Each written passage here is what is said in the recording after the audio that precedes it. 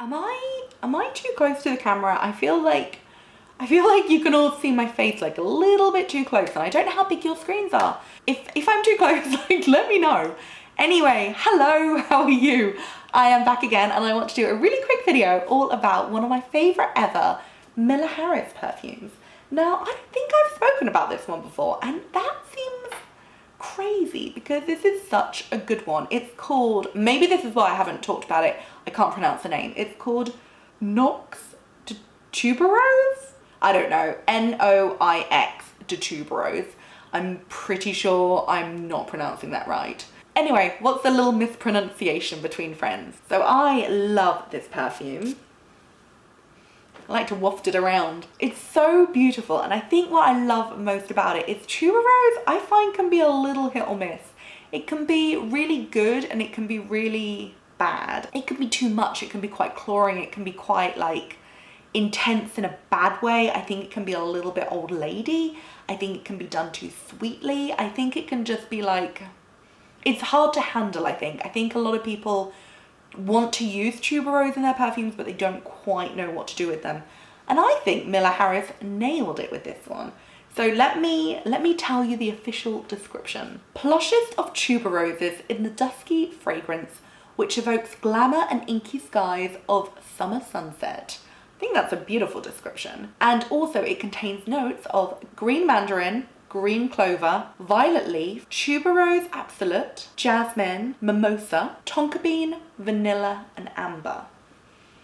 And like they say, it is really glamorous. It's got this freshness of the tuberose. It's got that kind of really loud, rosy, like intense tuberose-ness of it. They haven't taken that down, but it's also got the freshness with the mandarin. It's got this kind of real powdery feel, which really gives it a kind of like quite a glamorous feel. Like, it really makes me think of like Hollywood starlets. Like, if you said, what does Marilyn Monroe smell like? I would think this. Like, I can imagine her wearing this. Like, it's a very old school, gorgeous perfume, but it's also quite modern. Like, it's got that real Glamourville feel, but it's also got this freshness and loveliness, which kind of, I think, makes it feel really relevant still. I personally think it's amazing. I think it is one of the best interpretations of the tuberose I've ever smelled. I think they've really nailed that tuberose-ness, but they've really kind of managed to make it fresh, but they've also managed to make it quite powdery. There's a little bit of sweetness in there, but it's not too much. There's a lot of just like floral opulence and glamour, but there is also just this like freshness, naturalness, this plucked from nature, fabulousness, and just like, it just is like such a wonderful interpretation of a tuberose. I think it's the best ever. I think it's amazing. I think they have done such a good job, and that's why I'm still wearing it after like, I think like 5 years. I've had this bottle for years. You only need to spray a tiny amount. It's got incredible longevity. It literally goes on and on and on and on. It goes on for like 12 to 24 hours. It does not come off your skin. Tuberose is known for kind of having incredible longevity anyway, but this one is particularly long lasting. And generally, I just think it's amazing. I think it's beautiful. I understand it's not for everybody. I know a lot of people don't like tuberose. I know a lot of people actually don't like rose, which I find mind-blowing because rose is like my favorite.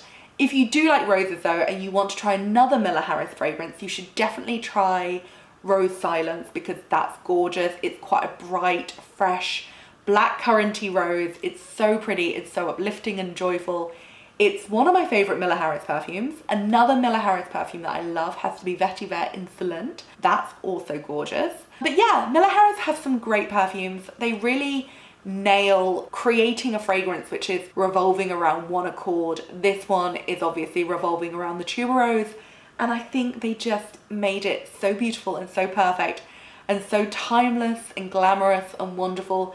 And I wanted to share it with you because we need to talk about these things.